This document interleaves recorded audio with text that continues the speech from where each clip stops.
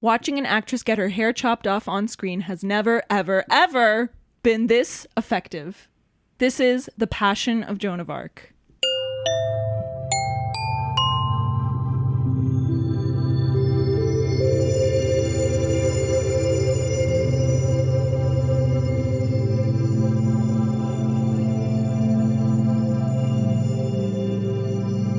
Welcome to Seen and Heard. It's the podcast where Jackie and I go through the Sight and Sound top 100 greatest films of all time list. Hey, this week we're doing number 9 on the list. This is Carl Theodor Dreyer's The Passion of Joan of Arc. Ooh. From 1928.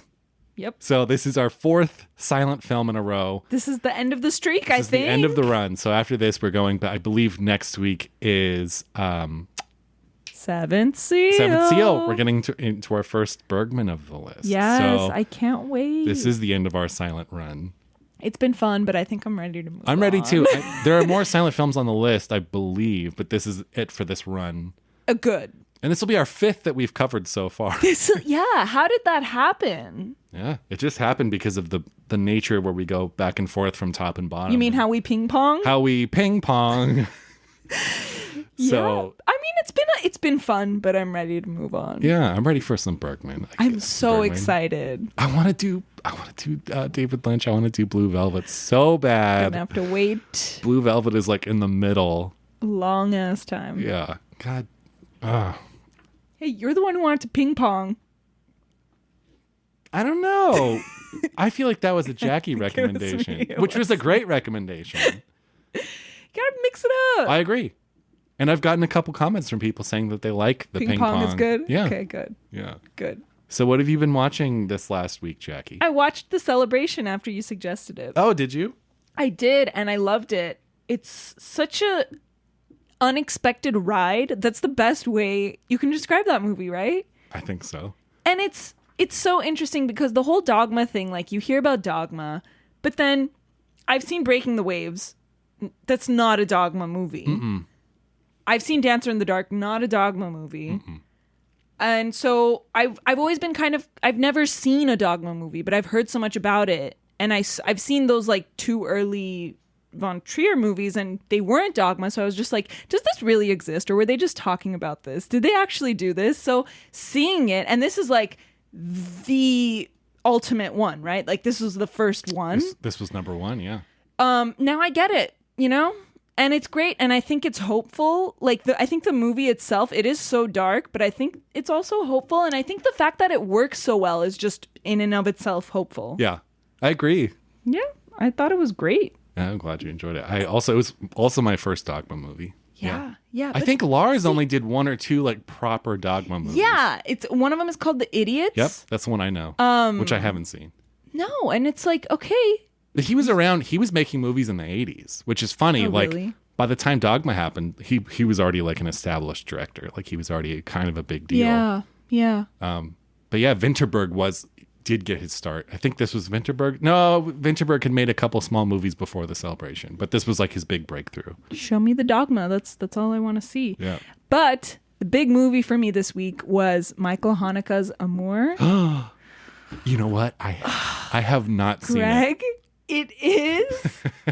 All I can say is that I had a hard time falling asleep the night that I watched it. And I woke up in the middle of the night to go to the bathroom and I was actually scared to go to the bathroom. Scared? Because this movie kills you. But it doesn't kill you with violence. Mm-hmm. Doesn't kill you with guns. Doesn't kill you with what you think a horror movie is. It literally kills you with love. It's a marvel of a movie. I can't praise it enough. I think that it is. I don't want to watch it for a good 15 years, but I think I'm going to be thinking about it almost every day until that day comes because it is vicious, but also like you're kind of at peace at the end. Wow. It's scary. Like I had to cover my eyes at one point. Oh my God. And yes, it is about an old man taking care of his wife who just had a stroke. Yeah. And it is that scary because it's that. I believe it. It's Michael Haneke. Yeah. You have to see it. Yeah. It's That's all I can say. Have you seen anything else by him? Or was this like an intro? No, this is my first movie of his. Mm-hmm. And it won best foreign film at the Oscars, and the Criterion had this whole section of foreign film Oscar winners. So I watched it. I think it also won the Palme d'Or. It fucking deserves it because it is. I could be wrong. It's something else. It's indescribably strange. I need to see it. I can't say anything else about it. That's one where like I'm embarrassed that I haven't seen it, and I've seen like 3 or 4 of his other movies, and they're all Just be prepared. Take a toll on you. Be prepared. We did one of his for the film club. I know I brought that up a couple weeks ago, and it was like everyone who joined that week was like sort of shell shocked. Be prepared. Yeah. It opens with like I literally jumped. Like that's how it opens, and then there's a straight up like nightmare in the middle of it that I had to cover my eyes. Wow. And then like they're just the way that he shoots them at some point. It's like they look so. It's shot. I don't know how it was shot, but they look like they're literally in front of you, and you see every wrinkle on their face, and they're just like there, and it's overwhelming. I can't. Is it like Dave at the end of 2001? Yeah. That's the image I just got. It's beautiful and scary and sad. I'm glad that this movie riled you up. Yeah. I haven't been riled up like that in a long time. But what was the last movie to do that? On Colonel Blimp, maybe. No, riled up in the way that like scared? Yeah. I don't know, honestly. Yeah. Well, it sounds like you might need more of that in your life. No, I don't know if I can handle it, honestly. I love the thought of you getting up in the middle of the night and being scared to go to the bathroom after watching a love story about old people. Oh boy. It's traumatic. It's funny because in my head I was like, oh, that's like the PG Hanukkah movie, or that's like the mainstream one, but everyone that I've heard has told me otherwise. Like, no, it's like just as intense as his other movies. So, yeah. You should see The Piano Teacher with Isabelle I know, that's Huppert. next. Oops, that's next on my list. Report back. I will. I literally told my sister after I saw it, like I just like had to tell someone about it. I'm like, this happens, and then this happens, and then this happens, and she's like, why would you tell me that? She got so mad at me. Like she got really, not that she's gonna watch the movie, just that I brought that sadness into her life. I do the same thing too. When I see a really fucked up movie, I have to tell, like if I watch it alone, which most of the time it is, I have to tell someone. Yeah. Sometimes it's Molly, sometimes it's like a friend. I'm like, listen, this is what happens in the movie. I'm like, do you care if I tell you? Like, no, go ahead. Yeah. This fucked up thing happens, then this, then this. Yeah. Yeah. It's fucked up, but it's also that's why I'm so confused. It's fucked up, but it's also very beautiful. Mm-hmm. Like, he's a master filmmaker. He's on another level. Yeah. What have you been watching? Right. God, how do I follow Lighten my mood, please. So I had a little bit of a King Hu marathon this week because for the film club, we did a movie called Touch of Zen, which is a sort of touchstone wuxia movie from the early 70s. And so I watched King Hu's 2 movies leading up to Touch of Zen. I saw Come Drink With Me, and I saw Dragon Inn. And then I watched Touch of Zen. So I saw 3 martial arts wuxia movies this week, which was a good time. I also saw Seconds for the first time, the John Frankenheimer movie with Rock Hudson. Oh my God. Like you always hear people talk about this movie like in hushed tones, like, oh my God, Seconds. And it's like, wait, I know I got to see that. Like, what's the deal? I know that Brian Wilson from the Beach Boys infamously saw it in theaters when it came out, or walked into a theater that was playing it, and he was like tripping out, and he had this like terrible trip, and he the movie like broke him like psychologically. So yeah, this is the movie. It's great. It's kind of it's a really dark sci-fi movie with Rock Hudson from the mid 60s by the guy, John Frankenheimer, who did The Manchurian Candidate with the original one with Angela Lansbury and Frank Sinatra. Yeah, this was a really good bleak movie. And of course, everyone was right. I'm late to the party on this one, but everyone was right. It's an amazing movie. Devastating, beautiful. Must see. Beautiful cinematography by the famed DP James Wong Howe. Beautiful movie. Not beautiful, but great. And then I saw I did see Everything Everywhere All at Once, the new movie by the Daniels, which everyone is flipping out about right now. Everyone is on cloud nine with this movie. I don't know if it was that going into it, like the sort of reputation that it got very quickly. I didn't love it. I also didn't really like their last movie, Swiss Army Man. I know I'm like in the minority here. I almost teared up in this movie seeing Ki-Hae Kwan's return to movie screens because I grew up watching Ki-Hae Kwan. Yeah. And the fact that he's been gone this whole time, he's been working behind the scenes, as like a trainer and stuff and stunt choreographer. And finally he's back. Like he decided he wanted to get back. He saw Crazy Rich Asians because the whole thing, he dropped off after the Goonies because he was like, oh, there's no interesting roles for Asian people, which is true. It was like 16 Candles. It was shit like that. It was like offensive shit. Yeah. And so Crazy Rich Asians came out and he saw it and he was like so inspired and he got an agent. And then 2 weeks later, he got the call for this movie. That's so cool. Shout out to my friend Janus, who had a significant role behind the scenes of this movie. But yeah, he was so good. And I almost started crying because he's so good in it. Aww. And not only is he like a great actor and like really natural and funny and stuff, but he's a trained martial artist. Like he has the first fight scene he's in is really amazing. And of course, Michelle Yeoh, they're both so great in it. They're the best parts of the movie.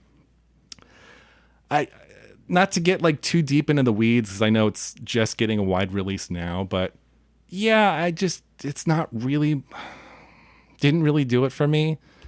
I appreciate the ambition. I love the cast and I love, again, seeing the two of them together, but yeah, it just didn't really do it for me. It's kind of a Matrix by way of Charlie Kaufman and like Scott Pilgrim. Yeah.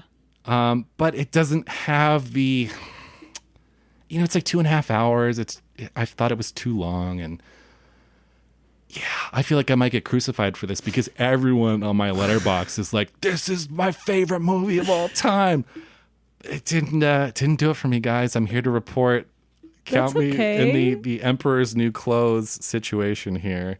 Yeah, again, I didn't hate it, but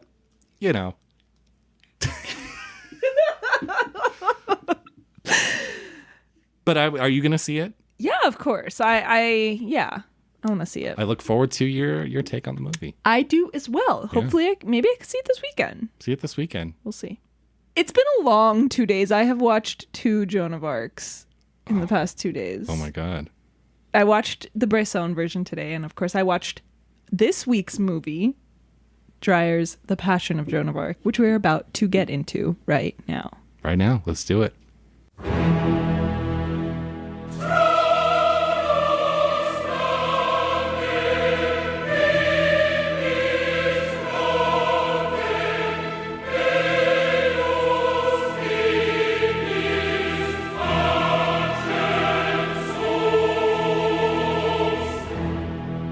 The Passion of Joan of Arc first premiered in 1928. It is a silent retelling of the trial of Joan of Arc based on the actual court record of her 1431 trial.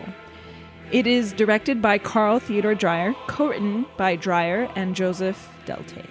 The film stars Renée Falconetti in the titular role. Taking place after her capture during the 100 Years' War, Joan faces an inquisition of French Burgundy clergymen surrounded by their English allies. Throughout her trial, the clergymen tried to get Joan to admit that she was not sent by God, that she has not heard his voice, and instead is being guided by the devil.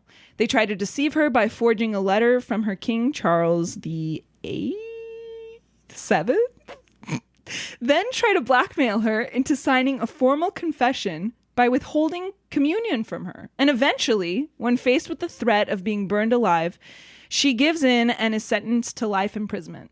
Shortly after, she withdraws her confession, realizing that she'd rather die than betray God.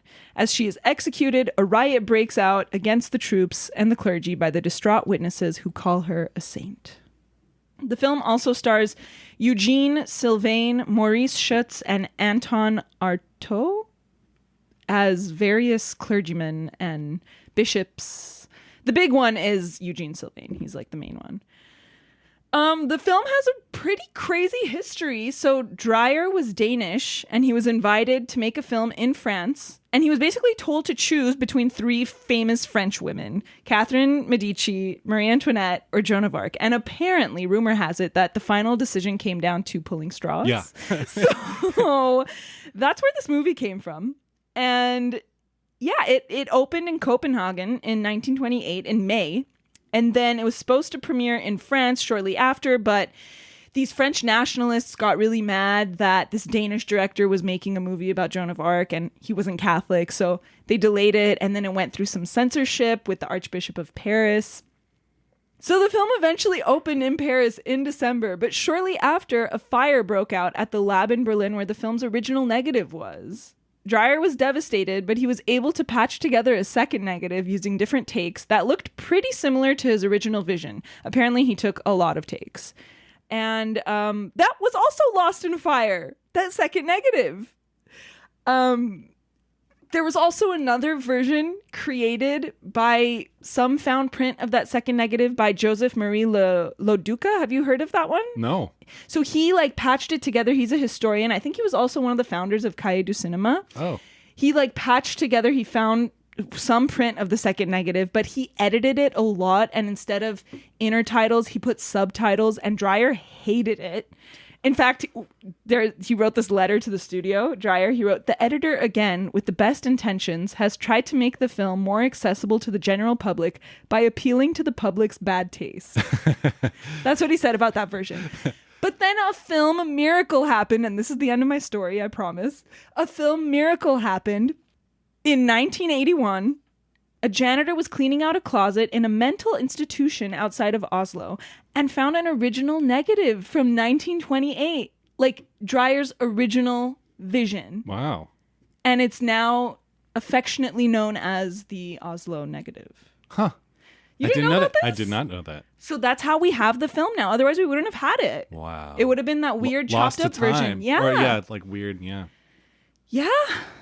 See, instead of that, I went into the weird. Do you know the frame rate story behind this movie? I didn't look into it because I had a feeling that you would.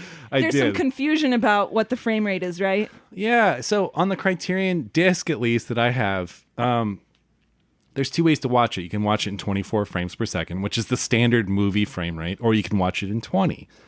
And this was my second time seeing this movie, so I watched it both times in 24 frames a second. And I think it looks better in 24, but Criterion has this whole 13-minute feature on the frame rate confusion behind this movie because silent movie cameras were hand cranked. Mm-hmm. And therefore you couldn't get a perfectly steady frame rate because it's a human hand. Mm-hmm.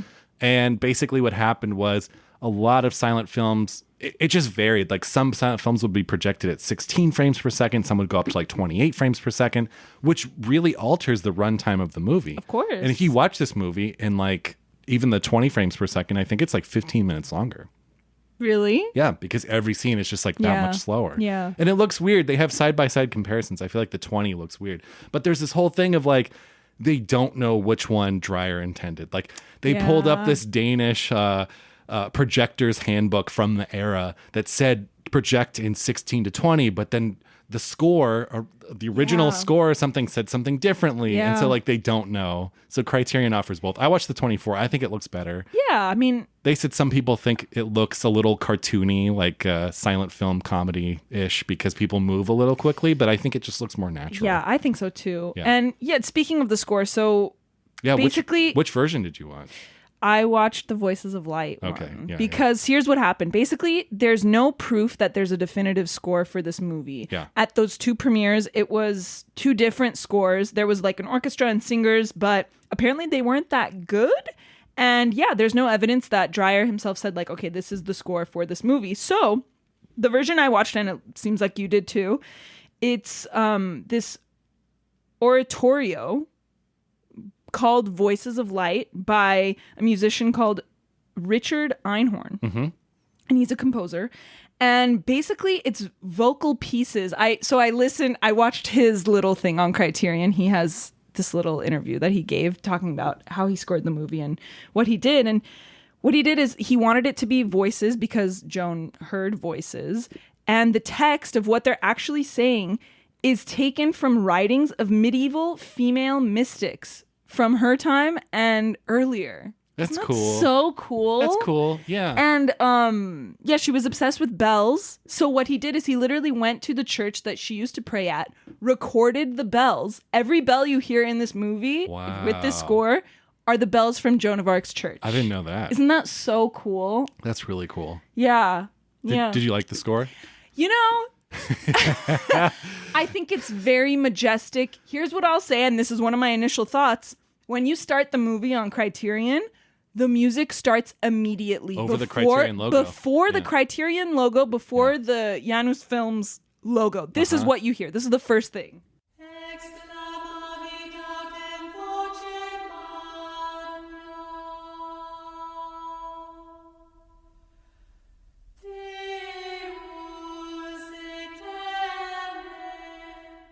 So chills. I mean, like, that was really cool. But then I think I mostly like the score. I'll say that. I'll say I mostly like the score. I feel like sometimes it makes things a little melodramatic. Yes. But I mostly like it. I agree. I mostly like it too. The first time I saw this movie, I watched it with a different score. So there are a couple scores over the years. So somehow this Voices of Light one has kind of been known. This is since it was done in the mid-90s. This is kind of considered the definitive score since then, even though it has no basis, obviously, on the original intention. Yeah, it's pretty good. The first time I saw the movie, I started watching with Voices of Light, and then 5 minutes in, I switched. I started the movie over, and I put on the Adrian Utley and Will Gregory score from 2010. Adrian Utley is from Portishead, and Will Gregory is from Goldfrapp. But it is this kind of droning rock thing, but it worked really well. And I thought that was my first experience with this movie, was watching it with that score, and it really worked for me. This time I did force myself. I was about to put on that score, and then I heard your voice in my head being like, Greg, you got to watch the Voices of Light one. I was like, all right, I'm going to do it. I like the Voices of Light, but I do think it's a little melodramatic, and it's a little, I feel like the tone isn't always right. Like sometimes things are really bleak on screen and the score is like a little light, or it's like there's sort of a disconnect sometimes, which can work. But I don't know that it did in this case. Yeah. One more thing he pointed out that I just want to mention is at the end when she's dying, spoiler alert, and she cries out Jesus, the voices in that part respond with Joan, like a very soft, and I didn't catch it until I heard him say it, because they're just like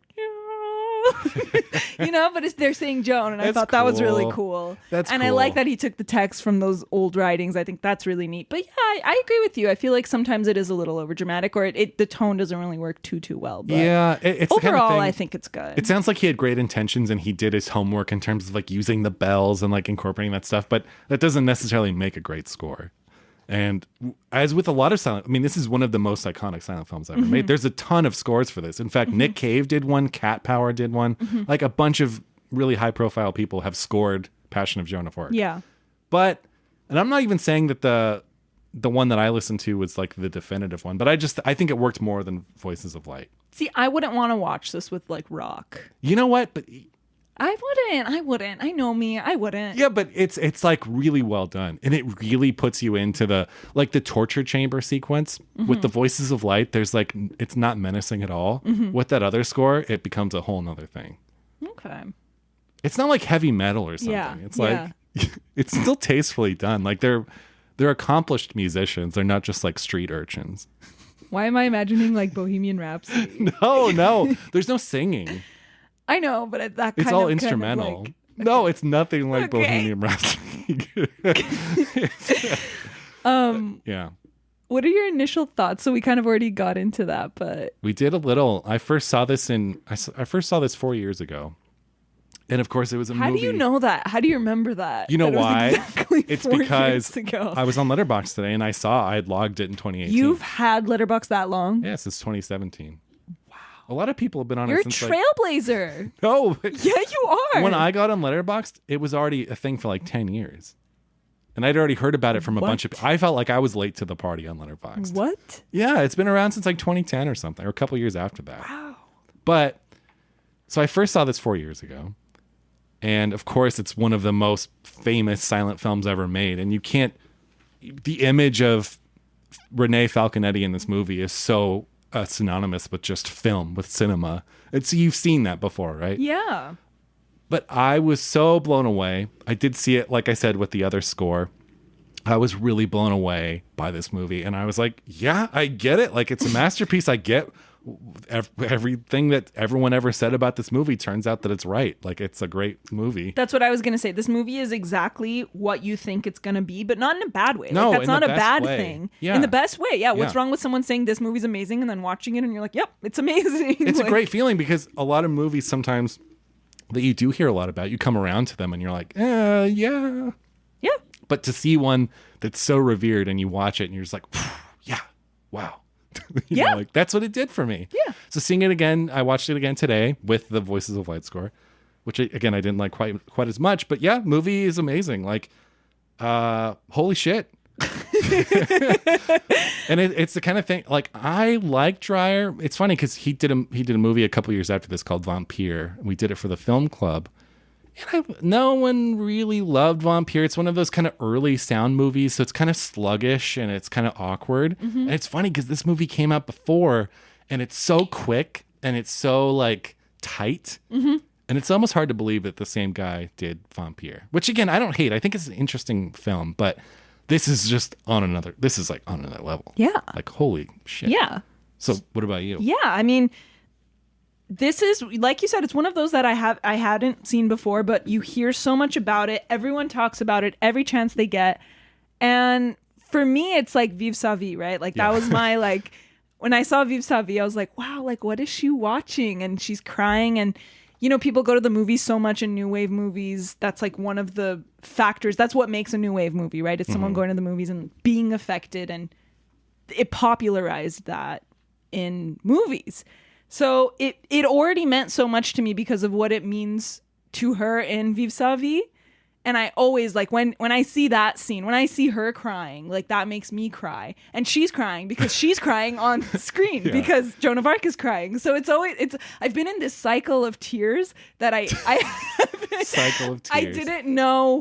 I didn't know the source, but now I do. And of course it's wonderful. I mean, come on. Yeah. It's beautiful. And like, okay, last week we did Un Chien Andalou, right? That was made, like, what? It came out a year after this. A year after this. And I know that it's a small, low-budget movie, a short movie, but holy shit, like, I can't believe that these movies are only a year apart. I really can't. This movie is so timeless. It's timeless. I truly think it's timeless.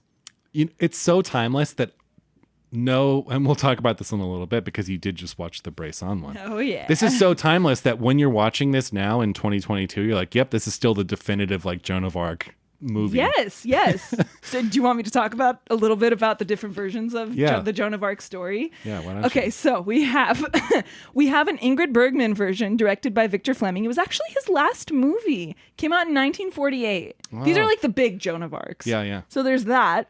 And then there's a Gene Seberg one called Saint Joan. Have you heard of this? No. Released in 1957, directed by Otto Preminger, who's a great director, right? Yeah. And I watched a clip. I thought, like, every time I hear about this one, and people bashed it a lot, and they're like, Gene Seberg shouldn't have been playing Joan of Arc. So people bashed it a lot, and then I was like, you know what? I'm gonna watch a clip from this movie. I hate to break it to you guys, she's not bad in it. She's actually really good. It's kind of silly because, you heard like, it here first. She's speaking English and she's, like, literally supposed to be French against the English. So that was a little weird, and I'm sure the movie's not great. But from what I saw, a short little clip of her at the trial, not bad. You know what? Just as a little asterisk here, and I hate to, like, break up this flow, but what you just said about that, I completely agree with. Did you see Chernobyl on HBO? Yeah. The miniseries? Yeah. Did you like it? Yeah. I loved it, but I remember the first episode took me a second to get used. They're all speaking English. Yeah, that always annoys me. And I got really pissed off, and I almost turned it off. I'm so glad I didn't, because that's one of my big triggers on too. TV I've seen in the last, like, decade. I agree. I really like. But yeah, it's one of those things. Like, it's just so catered for I mean, it's an American production. It's an American production, yes. But The Love of My Life, Anton Walbrook is in it. No, the Preminger one? Yeah. Really? Yeah, I think he's one of the judges. Was the first thing you saw him in Colonel Blimp? Yes. And I've ever since then, it's been a love affair. Ever since. Yeah. He's so... love him. He's a dreamboat. It's totally. Anyway, so then our friend Robert Bresson in 1962 made The Trial of Joan of Arc because he didn't like Dreyer's version. And what he said about it was, for want of truth, the public gets hooked on the false. Falconetti's way of casting her eyes to heaven in Dreyer's film used to make people weep. This was just a note he wrote. He wrote, used to make people weep. Basically, this is his whole thing, right? He didn't like actors. He didn't like photographed theater, as he called it. So I wanted to watch his version because I really like him. And like, I have this love-hate relationship with him. And I was kind of telling you this before. I think his theory is great. But I think it only works for him. I think he was the only one that could ever use that and make it work. So I watched his version today, which is why I'm like so depressed because I've been watching really sad movies. 2 Joan of Arcs. You seemed your usual bubbly self. I couldn't even tell. Yeah. Anyway, so I watched it today and it's good. Like it's a good movie. It's only an hour long. I highly recommend it. Oh, it's shorter than this one. Shorter than this one. Wow. And what's really interesting about it is that, so his whole thing is that his models, not actors, models, don't show expression, right? And they don't, as Falconetti did, cast their eyes to heaven and be dramatic. And so, but what's great about it is it opens with, she's in a trial and, he loves hands. So it's very much about like her hands, like on the Bible, shackled, and then her like feet and stuff. And it starts in court and she's so calm and collected and a regular Bresson model, right? Not showing any expression. And then the second she gets back in her room and they take off all her chains, she starts crying. And I was floored. I was like, emotion this early in a Bresson movie? Like crazy. It's Christmas. But it worked so well. And I thought that was very cool. Anyway. Huh. But this movie's better. Right. But that movie has its own like DNA, right? Like there's no even really the way that completely different. Completely. But a lot of the dialogue is the same because, again, Bresson opens the same way this movie opens by saying, we took the original transcript from... That's kind of cheap. Yeah, right? You son of a bitch. I think so too. Yeah. Actually, this movie opens, this Bresson one, it's really interesting, with a figure. You don't know who it is. You just follow them from the back. And then it turns out that it's her mother. And it's a little similar to, I think Mouchette opens like this too. It's Joan of Arc's mother appearing in front of a court saying like, oh, my daughter was always a really nice girl and she was chosen by God, but they burned her. And then like it starts like Joan of Arc. Like it doesn't, I don't even think she says like her name is Joan. I think it's, you know what it is? It's like a little after Joan of Arc was killed, they had this like clearing of her name basically, and I think that's what he shows you to start with. It was like 20 with. years later. Yeah, which was cool. Like he does cool things like that. That's the thing. And then that's cool, but I feel like Bresson's, and I'm a Bresson fan. I haven't seen as many as I should have, but the ones I've seen I've really liked, and I really like his theory on stuff. But I feel like his intention with his Joan of Arc, having not seen it, but from what you just said, it's almost like he's trying to replace the Dreyer which one. is wrong. Like, because hey, this movie's here's a how masterpiece. you do it. Yeah. That's kind of insidious to me. And that kind I of think pisses so me off. too. I agree. Totally. Was Dreyer still alive when that one came out? I don't know when he died. It came out in 1962. Oh, he died in 1968. So he was alive. That's fucked up. Yeah, that fucked up. is. It would have been fucked up if he waited till he did it after he died too. Really? I think it would have been a little kinder. I don't know. But yeah, it's still... Especially in Salt in the Wound is that there was no definitive version. Like Dreyer's was lost when he made it. Oh, God. So that's fucked up too. That is fucked up. Damn it. I'm sure they were not pals, right? Yeah. But anyway, like what do we talk about first? We've already talked about a lot, but like this is such a good movie and there's so much to talk about. Here's where we start. It's one word. Are you ready? Falconetti. Falconetti. Hell yeah. That was the first thing I wrote here. So she was a theater actress. Yeah. And this was only her second film. And last. Her last. And after this, she kind of went back to the stage and she did like light musical theater. She produced comedies. Yeah. Yeah. Like she produced them. Yeah. So and starred in them. Yeah. This wasn't really her like thing. And she was always confused in her life. Like, I don't get why people love me in that movie so much. Like, she's, I don't know. She seems like such an interesting woman. And it's really tragic. I mean, you know what happened to her, right? Yes. So she suffered from mental illness all her life. And then she fled France during World War II.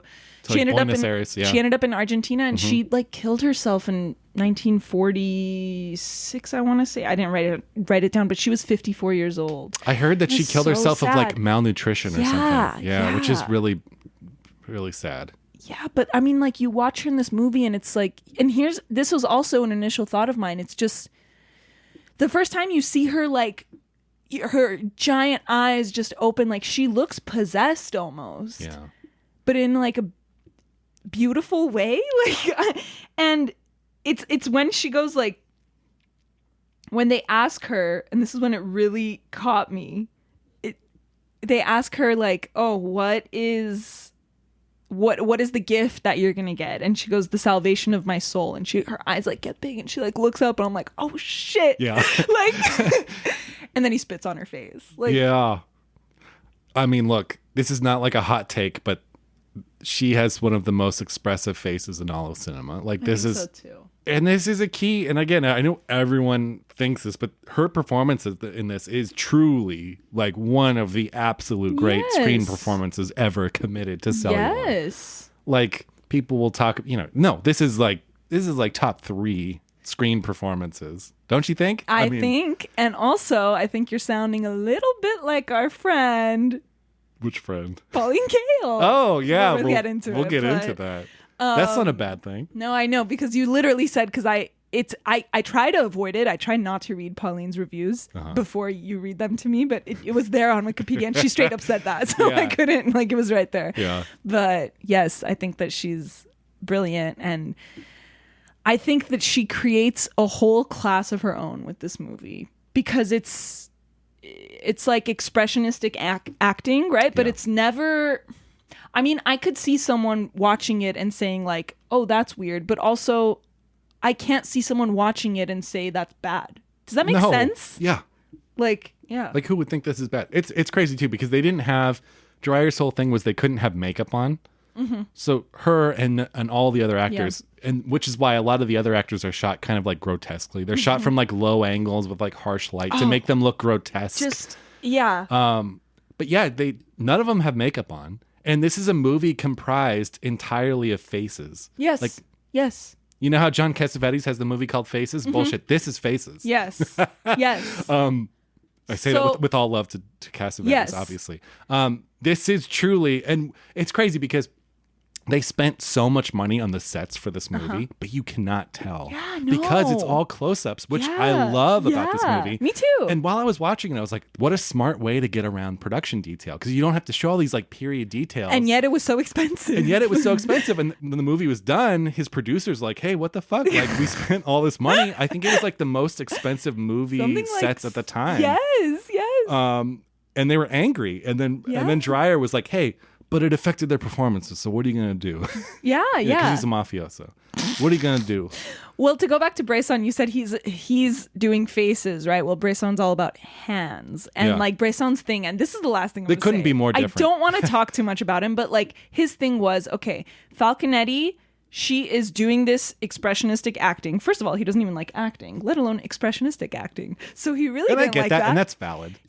Yes. But his whole thing was like, okay, Dreyer victimizes Joan of Arc. This is a movie about Joan of Arc being martyred and her being a victim and her being like crying constantly. Yeah. And so in his movie, it is very much the opposite. Like she's like kind of a firecracker, but not too dramatic. Like she just kind of does her thing, and then like I said, she only cries when she's in private. Yeah. And it's like it's such a different vibe. It's such a different take on it, you know? And I get people saying she is such a victim in this movie and she is such a like just victimized, but also It's called The Passion of Joan of Arc. Like, it's literally trying to mirror, like, the crucifixion, essentially. And it's yeah. So you can't not have that. I think it's different. It's just different. Falconetti is appropriately dramatic in this movie. And I think, first of all, I could see the victim angle, but she is also very stoic throughout this movie. Mm-hmm. The moments that get me the most is when she kind of just like,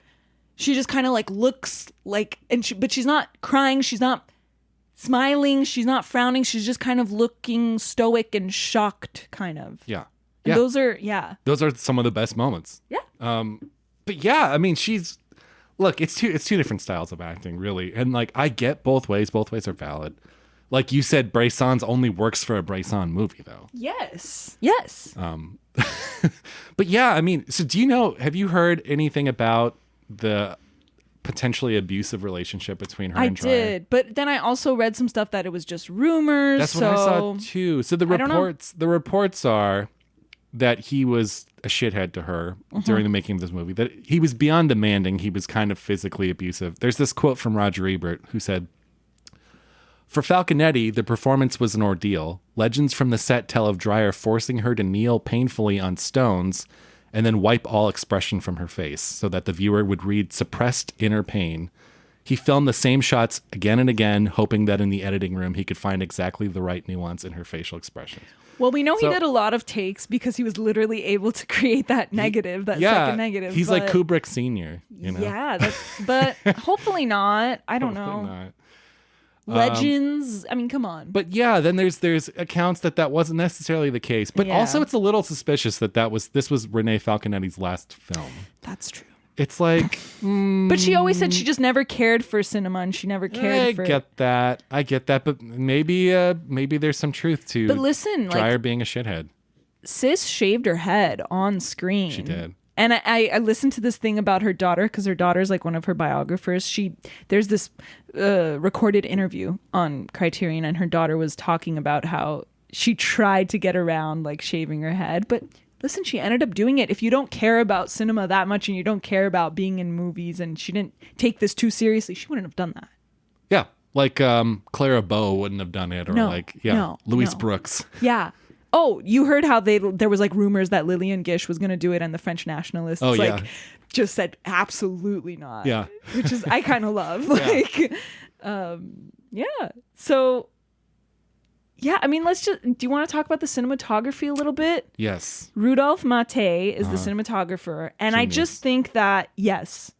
I just think that everything here is working to make you feel trapped, desperate, helpless, and just plain old sad. Claustrophobic. And it just works so well all the time. Constant. I tried to compile a list and it's so fucking long. Like I can't even read every example because it's so long because there's so many beautiful shots that do exactly what they're supposed to do. Like that's the best way to describe it, I think. Yeah. Yeah, I mean, it kind of reminds me of like what Greg Toland did on Citizen Kane, right? Like, because they also for this movie to get all these like low angle shots, they dug holes in the ground and put the camera in there and stuff. Yeah. But yeah, I mean, I think from a modern standpoint, it's just so riveting because of the photography and because of the editing, and it's quick. It's quick. This is not a slow movie. Oh my God, yeah. For a movie that does consist of just this like trial mostly, and then the burning at stake. It's a very engaging, quick-moving movie. There's so much movement. There is. And it's just, again, like I said, it's a film of faces. And it's like, you get all this great stuff. There's like, you see the flies are in shots, like flies are in people's on her faces. face at one point. This is the Middle Ages. Yeah. Of course there's going to be flies. It's just like nice touches like that, How about all those pans? Like those pans just show the hierarchy of like all the people she's up against, right? Yeah. And it works so well. They go for so long. There's one where they're playing telephone, basically. They're whispering all the clergymen. Oh, yeah. It goes for so long and you're like, fuck, like there's all of these people against her. And he repeats it and he does it, and every single time, every single one of those pans, like they're getting that letter ready or something, those altar boys, like it's always just this group of people that she's up against. What do you think about the priest? Which one? Like the main one. The evil one? The one that wants her to the one that's trying to help her but really deceiving her? Yeah. He was okay. I think in the end he actually cries. Like he feels bad in the end. He reminds me of someone. Yeah, you're right. Some old butler and something. Yeah. Some chives. Who does he look like? Wait, it's Jeeves. It's Jeeves. Clearly, I'm depressed and hungry. You mean you didn't have a butler growing up? Chives. Yeah, it's Jeeves. We're Don't you remember? cutting that. Do you remember Ask Jeeves? It was before like Google. What? It was a search engine. Ask Jeeves. I don't remember. But Yeah, who does he look like? Some butler somewhere. Yeah, you reminded me of someone. You know, another one. I'm sorry, I'm still talking about like shots and the way they evoke emotions. How dare you. But when she wakes up, first of all, blood being pulled from her arm. Oh, yeah. That was real. It wasn't her arm, but it was an extra. That's real. Oh, shit. Really? Yes. Oh, my God. Because I assumed it was fake. I watched this thing about like the two negatives side by side, and they're like, here you can see the difference because the extra's blood in this one shoots out, and in this one it just gushes down. Like, and I was like, oh, my what? God. Yeah. Anyway. Holy shit. Right? Holy shit. Right. I know. I thought know. it was a fake arm. Me too. They said it's not Falconetti's arm, it's an extra's arm. It's but still fucked up. Yeah. So they were getting paid less than her. Yeah. But I love how when she wakes up after, there's like this shot of her, and her face is cut off. It's only half of her face, and the bed frame, her headboard. Do you know what I'm talking about? And it's Absolutely. just confusion. Like, yes. It's her waking up confused, and it's like half her face, and it's such a close-up shot. It's things like that. Yes, Yeah. it's things like that that I think make this movie so cool. Yeah. In a word. Yeah. Like, I don't know. Oh. Watching her hair get swept up in the dustpan. Oh. What? And then the crown. First of crown. all, where did that crown come from? I think those. Did She was making it out of something. I don't know what. Like rope or something. It's like Crazy. iconic image. Yes. And then what else? Oh, when she says, they ask her about the judges, another pan I really love, the judges say like, oh, let's put it to a vote, like, you know, and then they all raise their hands. Do you know what I'm talking about? And it's like this sea of hands. Yeah. It's just great. And then what about the torture sequence? It's so abstract. It's really like there's no torture. No torture goes on. She just walks in, sees the like really kind of like corny instruments of torture. Corny. I mean, there's like saws that are, you know, like wiggly saws that are just hanging. What about the wheel? Yes. The wheel. But it's very abstract. It is, It's really the guy's cool. just like cranking it. Yeah. Like, what was the plan? Do you go under there and just... Yeah, I was wondering how exactly that works. Yeah. They like push you up to it or something. Then she like sees her... after she's fainted, she like sees her feet like going on it. It's... Yeah. Like, for example... Did you know that the... sorry to cut you off. No. Did you know that the whole set, like everything was built in its own... Like the space made sense. So like... This wasn't like a collection of sets. It was all like you could go from one room and walk down the hall and be out in the courtyard. Then there was like houses like in the side that you don't even really see in the movie. Yeah. But it all made sense like as a space. It was like a practical space. Interesting. And I think it was shot like in order, right? Yep. He shot it from in chronological order. Yeah. Hey, what were you going to say? What was I going to say? No, just like a general, another shot. But I feel really dumb like describing shots on a podcast because it is an audio medium. Well, I guess our hope is that our listeners have maybe freshly viewed the film. That's what I'm hoping. I hope you guys watch the movie and then listen to the podcast so it's fresh in your mind. But if not, obviously that's fine. But yeah, maybe we should describe stuff in more detail. I don't know. So, okay. Jackie, one theme of this movie I noticed is that you gave it 4 stars on Letterboxd. You're so annoying. This is why I don't like Letterboxd. Oh my God. Just kidding. Go ahead. No, go ahead. Do your worst. Yes, I gave it 4 stars on Letterboxd. No, that's still good. I'm just like, this was an instant 5-star for me when I saw it. I'm going to change it to 4.5. No, I'm serious because here's what I impulse do it. So it's like as soon as the movie's done, and there's different movies. Like I've said this before on the podcast, a lot of the times after I watch the movie and then I do my research and I really sit down and write about it, I realize, holy shit, like this movie is incredible. And I don't think that's weird. No. I'm changing it. Wow. As we speak. Wow. Should I do 5? If you have to think about it, then don't do exactly, it. Yeah. Exactly. This movie is like, I don't know. Do you know what Dreyer said about it? No. He said, in quotes, "I wanted to interpret a hymn to the triumph of the soul over life." There you go. That's the movie. That's the movie. And it's also...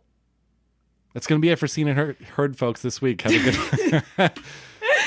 I mean, it's organized religion versus God, right? Yes. And I think that is really important. Well, again, I think it's one of those, we've had so many movies and stories are sort of around the same theme of the dangers of organized religion and what it can do and how people can do terrible things under the name of this umbrella. Yes. And this whole thing is just like hypocrisy. Like, they're Pharisees, right? And she's Jesus, essentially. Yeah. And it's mirroring the crucifixion. And it's like, what a great way to do it, right? And it's like, obviously this happened, right? He didn't make this up, but the way that it's called the Passion of Joan of Arc, and she has the crown, and they're literally testing her like they tested Jesus, you know? They're asking her questions and stuff. Like, it's just the way he did it, and it's about hypocrisy, and it's about this. Yeah. And they ask her such stupid questions like, what was St. Michael wearing? His wings. And it's like small-minded questions about stupid things. And you can see it on her face. She's just like, it doesn't fucking matter. It doesn't matter that I dress like a man. Wake up. Like, you know? Yeah. That's their whole thing. They won't let her go to mass. They're like, okay, you can go to mass if you put on women's clothes. Yeah. And they're horrible. Like, no. They're so horrible. How about when... Yes, that is what I'm thinking, actually. Mm-hmm. Yeah. And then, oh my God, one of the most heartbreaking shots. These are supposed to be priests that are trying to help her. She literally reaches out to one of the judges when she's on the bed, right? And she thinks she's going to die. And she's asking to be buried on holy ground. She reaches out to him. Do you know what I'm talking about? And he literally pulls back. Yep. And then he goes, we're just trying to help you, Joan. It's like, no, you're fucking not. Yep. That part made me cry. You know, I do agree with the people that maybe think that, I mean, this movie is kind of black and white in a sense, right? In the sense that everyone but Joan is drawn very obviously as these kind of grotesque figures. And I get that. But also, you know, this is 1928 we're talking here. Well, the Jives character, kind of cries at the end. Like the one that was kind of playing her in the start. When he watches her take communion. Yeah, he starts crying. Wait, Jives? The one that looks like a butler. Jeeves.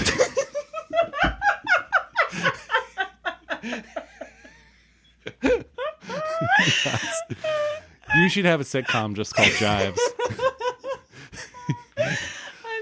Your whole sitcom should be a butler who applies to be a butler with the name of Jives, and his whole thing is like, isn't your name supposed to be Jeeves? He's like, no, it's Jives. That's his whole thing. Anyway. Yes, so I don't think they're very black and white. And even the one at the end who asks her, I think he's kind of sympathetic toward her. He goes like, how can you still believe that you were sent by God? But I don't think he's saying it in a bad way. I think he's actually genuinely curious. Yeah. But yeah, I mean, and here's what else it's about. It's about well, not what else. This all has to do with it. But I love the idea of okay, communion is community, right? And it's about coming together. That's what communion is. Mm-hmm. And the fact that she chooses actually, no, I'm not going to get communion because I'm going to listen to what actually happened between me and God, you know? And I just thought it was so cool. It's being alone, and spirituality is the most subjective thing on earth. And it only intolerance is born when you think spirituality should be an objective thing. D.W. Griffith could never understand this movie, make this movie. Anyway, so I just love that it's about being alone and having the relationship with whatever God you believe in, alone, you know? And I think that is really beautiful. Yeah, it is. Because that's when it gets evil, is when you want to homogenize people and have them all believe the same thing and follow the same thing. Mm-hmm. I think it's beautiful. Yeah, it is. Yeah. It is, absolutely. Yeah. Oh, I love when they ask her, they're like, did God promise you anything? And she looks at them and she goes, that has nothing to do with this trial. Yeah. No, it really is. I think she even says it at one point, like, yes, to be alone with God. And then at the end she says, like, they say, oh, what about, he asks her, he's like, how do you still think you were sent by God? Like, what's going to be your deliverance or something? And she goes, oh, like the salvation of my soul. And he goes, what about your freedom? And she goes, death. Like, to get away from you fuckers. Yeah. Yeah. Like, it's. Yeah. It's, I don't know. And then you could also, I feel like, yes, this is a very religious, spiritual movie. And then I feel like there's a whole other thing where if you actually don't want to look at it that way, you can look at it about like martyrdom and like what it means to like. Absolutely. Yeah. And it's, yeah. I mean, she's like the ultimate martyr. It's just basically standing up for like what you believe in. Mm-hmm. And it's. You know what I do really like about this movie is the fact that unlike like the big silent Napoleon epic by Abel Gance, this is like, it's literally just the trial and her death. Like, I like the structure of this movie, and I like that he just decided to focus on this like the last days. Yes, which is also weird that Bresson did the same exact thing. Yeah, it's kind of like a fuck it is you. kind of yes. Yeah. Anyway. But anyway, yeah, let's do Sight and Sound. You want to do that? Yes, let's do it. What about you? What was your favorite sight? Okay. This was really hard because I think everything I mentioned throughout the podcast were honorable mentions / ties because there's so many great ones. Yeah. But I think it's gotta be like at the end when she's just received communion and she's like praying. The cross is behind her. Cross is behind her, but it's when she's smiling. It's not when she's like crying and very serious. Yeah. Yeah. What's yours? It's beautiful. Here's the thing. There's not one specific image in hard. this. Yeah. For my side, I just said Falconetti's face. That applies to the whole film. Yeah, it does. I can't even begin to pick a single image. That the one you picked is great with the cross behind her, and if I had to pick a single one, that would be it. And it's not even a real cross, it's just the window. It's the window. Yeah. It's the bars on the window that forms a cross, because it even cuts it off at the top to make it look like a crucifix instead of just like an X. Yeah. Yeah. But yeah, just Falconetti's face. I mean, come on, this is one of the all-time iconic faces in film. Yeah. Probably the number one. Yeah. Let's just say number one. Let's do it. Whose face is more iconic than hers in a film? Nobody. Anton Valbrook in Colonel Blimp. Okay, so maybe she's number two. No. What about sound? What did you do for sound? Okay, so my favorite sound is when she sees her crown in the dustpan with her hair. The violins start, and that's when she like says like, I changed my mind. Like I want to take back my confession. Okay, let's hear it. This is from the Voices of Light accompaniment.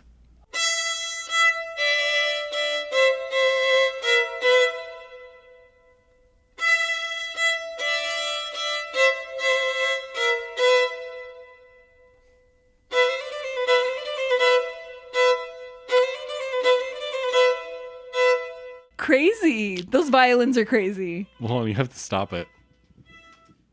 Say Those it again. violins are crazy. Wait, say it again. Those violins are crazy. One more time. Just kidding.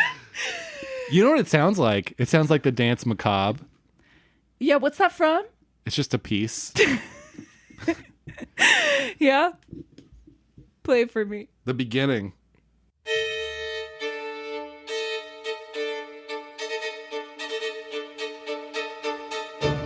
Yeah. I think violins are a great way to build tension. Yeah. What's your favorite sound? Okay. I feel like I'm not being lazy on this, I swear. Oh my God. So for the Criterion disc, when you boot up the disc, the first option to watch the movie is silently. And because this movie has no definitive score, I'm just going to say I don't have a favorite sound because... Oh my God. I'd feel weird picking any of the... Not that you should, but I'd feel weird picking any of the existing scores because none of them are definitive. And yeah, a lot of people just watch this movie completely silent. I saw that on Letterboxd. A lot of people were pissed off because they watched it completely silent because that is the first option on the Criterion disc. Funny. It leads me to believe that is the purest way, the purest expression of this film is completely silent. I'm trying to think what she does in Vive sa vie. Is there music while she's watching it? I Yeah, want I'm to trying say no. remember. I want to say no too. I think when that movie came out, the early to mid 60s, I don't think there would have been like a score for this. So here is my favorite sound from The Passion of Joan of Arc. Ready? No. There we go. Beautiful. So what does Pauline say? Well, let's get the bad news out of the way first. What? I don't believe you. I'm just kidding. Is the segment where we dive into Pauline Kael's review of the film. So this is what Pauline Kael had to say. One of the greatest of all movies. The director, Theodor Dreyer, based the script on the trial records, and the testimony appears to be given for the first time. As the 5 grueling cross-examinations follow each other, Dreyer turns the camera on the faces of Joan and the judges, and in giant close-ups, he reveals his interpretation of their emotions. In this enlargement, Joan and her persecutors are shockingly fleshly, isolated with their sweat, warts, spittle, and tears, and, as no one used makeup, with startlingly individual contours, features, and skin. No other film has so subtly linked eroticism with religious persecution. Falconetti's Joan may be the finest performance ever recorded on film. Wow. When did she write this? I don't know when she wrote it. I don't have that info. But yeah, I mean, I agree with Pauline. I agree with Pauline. I believe it is one of the greatest of all movies, and I do believe that Falconetti's Joan may be the finest performance ever recorded on film. See, I will never feel comfortable saying something like that. I can name a bunch. I can name some of my favorites, but I don't think I could ever sit and say, yeah, that's the one. You know what it is? It's because it's such a trailblazing performance. Like, yes. Like, have there been performances that have matched this since? Yes. But this was the first. And, like, I can't think of a performance earlier than this. Yeah, that was this. That was so great. Yes. Yeah. Yeah, for sure. So Letterboxd. Letterboxd. Shall we? Yeah. So, very hard to find low ratings for this movie. I would just like to say that. 4.5 stars. God, parentheses, literally, damn. Literally's in parentheses. Someone gave it a star and said, someone should do a cool shove experiment where they juxtapose Falconetti's face with images of X-Lax and blocks of cheese. What a boring, empty movie. What? All the vacuousness of transcendental cinema with the most annoying trappings of a Catholic mass. And her face is so stupid and blank the whole time. The judges are literally deliberately made ugly and fat with bright lights showing their blemishes because, you know, they're the bad guys. LOL. No. I really can't stand this movie. Wow. Yeah, Jesus. Someone gave it 1 star, wrote a bunch about, like, how they could praise the movie, and then wrote, but bitch, this ain't 2019. I'm mentally and physically exhausted, and I'm over trying to intellectualize my taste just because some internet algorithm says I should measure my hobby against some list. Because when you're bored, you're bored. 1.5 stars. Watched at 8 a.m. with a ham and cheese grilled sandwich. That's it? Yep. Someone just wrote, fuck, man. This person gave it 1.5 stars and said, while technically sound for a 1920s film, it's poorly paced with an uninteresting storyline, mostly due to a lack of knowledge about our protagonist that the film makes no attempt at fixing, making me not care at all about what is going on. What? So clearly this person has no knowledge of who Joan of Arc even was. So, and it's like, would it kill you to look her up on Wiki? Like, that's what I did, because honestly, I didn't really understand the whole, like, I didn't know that there were, like, the Burgundy French people who were allies with the British. Like, I didn't get that because I didn't know. Mm-hmm. So I just looked it up. Like, it wasn't that hard. Yeah, like I had a basic understanding of who she was, and then I went online and filled that out. Yeah. Which this person should do too, because a movie can't always, like, feed you everything on the spoon, you know? Like, you got to do your own work sometimes. Yeah. And I think expecting you to know who a very important historical figure is not too much of an ask. I agree. Someone gave it 4 stars and wrote, me at the gender clinic. 2 stars. There were some pretty shots, but it didn't capture me, especially since I am not religious. Too much God talk. Such such big, beautiful eyes, though. Too much God talk. Such big, beautiful eyes. So someone gave it 3 stars, but wrote, well, now I know what not to watch. Cool. Okay, 1 star. 3/4 of the movie was just a close-up of Joan looking petrified. Like, ... Can they give us something else? Oh, God, this one's bad. 2 stars. Had it been done now, it would have been seen as a third-rate B movie. What? The pathos, the consistent close-ups of someone who, in all honesty, seems like the village idiot throughout the movie doesn't justify its canon place in film history. What? Village idiot? They used Perhaps the words you, madam, village idiot. are the village idiot. And that was a phantom quote. 4.5 stars. Girl boss gets gaslighted. A tale as old as time. Yeah. People having a field day on this one. I know. I can definitely proudly say that I have bumped my Letterboxd review after doing all of this thinking great. and Half meditating. a star. It's a big deal. No, it is. 4.5 stars is like... No, believe me, it is. This is a beautiful movie. And like I mentioned before, this movie is why we love movies. Because you're in someone's face. Yes. Agreed. And that's it. This is a movie lover's movie. I think you're right. Do you agree? I said this last week too. Someone who maybe hasn't seen silent film before. This is a good starter. It's a good one, right? Yeah. I think so. They don't get much more modern than this, I think. So, well. Next week, we're so excited. No more silence. Well, I'm glad we went out with a bang because this is definitely the best one from the ones we've watched. Yes, I agree. Come on. I think this is like, yes. Yep. But next week, we're very excited because it's our first Bergman movie. Bergman is like definitely top 5 favorite directors. Yes. I have a big poster hanging in my living room. You do indeed. And it's Seventh Seal, which is a great movie, iconic movie. Yeah, listen, this isn't a homework movie. It kind of has a reputation. You're like, oh, death. They're playing chess with death, and it's the Middle Ages, and there's a plague. Guess what? This is an entertaining, like, great film. Like, it's not this, like, unreachable thing. No. It's, like, very down to earth. Very accessible. That's the misconception with Bergman, is that he's inaccessible. He's very accessible. I don't think he's inaccessible. He goes out of his way to entertain you, make you laugh. There's humor in The Seventh Seal. Oh, yeah. So that's what we're doing next week. I'm so excited. Yeah. All right. God. All right. Well, this has been The Passion of Joan of Arc. Probably the greatest silent film on the Sight and Sound list. You know what? Trying to think of another silent movie. We watched all of them in the past 5 weeks. Yeah. And I've already said. I'm repeating myself. Join us next week for Seventh Seal. Yep. It'll be fun. I said that like such a giddy little No, it's cute though. It's cute. It adds something. All right. Bye. Bye.